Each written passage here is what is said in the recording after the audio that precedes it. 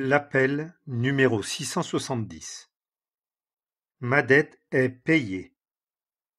Toujours cette même question. Pour payer mes achats, je tends un billet à la caissière.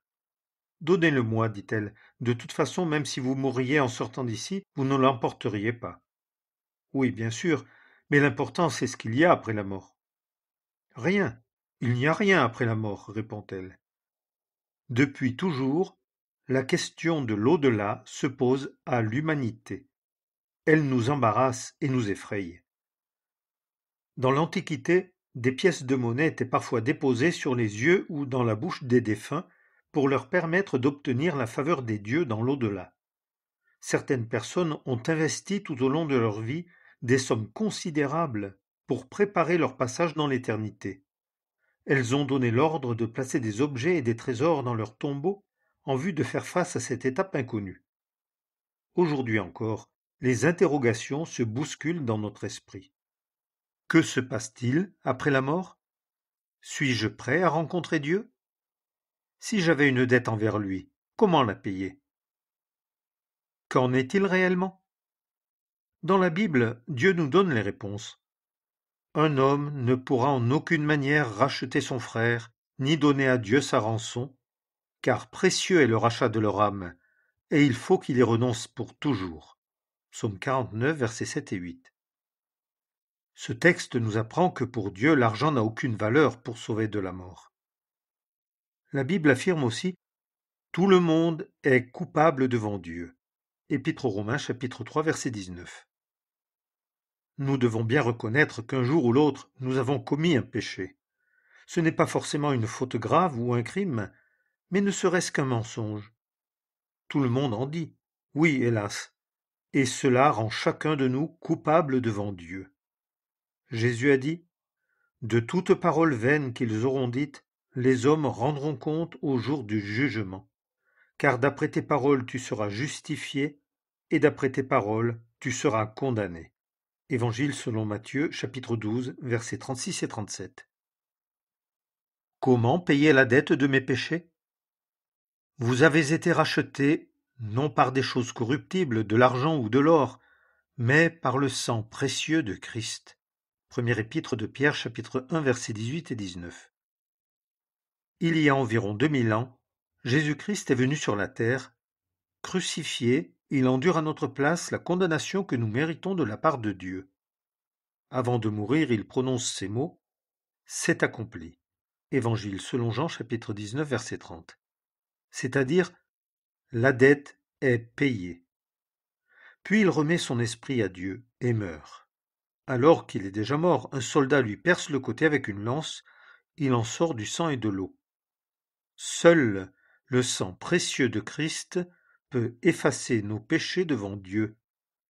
Le sang de Jésus-Christ, son Fils, nous purifie de tout péché. Première épître de Jean, chapitre 1, verset 7. Qui peut en bénéficier?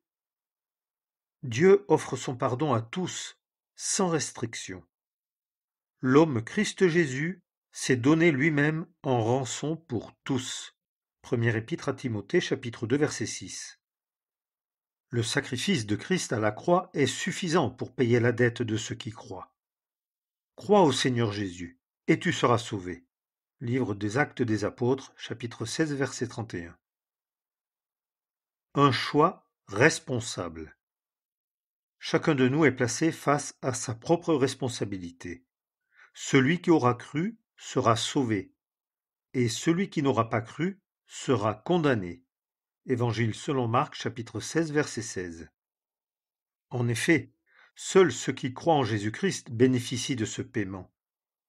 Si nous confessons nos péchés, il est fidèle et juste pour nous pardonner nos péchés et nous purifier de toute iniquité. Première épître de Jean chapitre 1 verset 9. Devant Dieu, celui qui ne se considère pas comme un pécheur et pense ne pas avoir besoin du sang de Christ n'a pas sa dette payée. Un jour, il devra rendre compte à celui qui est prêt à juger vivant et mort. Première épître de Pierre chapitre 4 verset 5. Aucun être humain ne peut payer à notre place. Dès que nous aurons quitté la terre, aucune offrande, aucune prière ne changera notre sort éternel. C'est pourquoi, dès aujourd'hui, il est indispensable de nous préparer à rencontrer Dieu. Tout à l'heure, il pourrait être trop tard. Et trop tard pour l'éternité. Soyez réconciliés avec Dieu. Deuxième épître aux Corinthiens, chapitre 5, verset 20. Jésus a payé à ma place. Jésus-Christ a été le seul homme juste et parfait. Lui seul n'avait aucune dette envers Dieu, car il était sans péché. Mais, parce qu'il nous aimait, vous et moi, il a accepté de payer à notre place. Il a dû endurer des souffrances infinies pour nous sauver de la mort éternelle. L'Éternel a fait tomber sur lui l'iniquité de nous tous. Livre du prophète Ésaïe, chapitre 53, verset 6. Ceux qui ont accepté Jésus-Christ comme leur sauveur se souviennent avec une profonde reconnaissance du prix qu'il a payé pour qu'ils soient purifiés de leurs péchés. Ils disent « À celui qui nous aime et qui nous a lavés de nos péchés dans son sang, à lui la gloire et la force au siècle des siècles. Amen. » Livre de l'Apocalypse, chapitre 1, versets 5 et 6. Avez-vous, vous aussi, la certitude que votre dette est payée?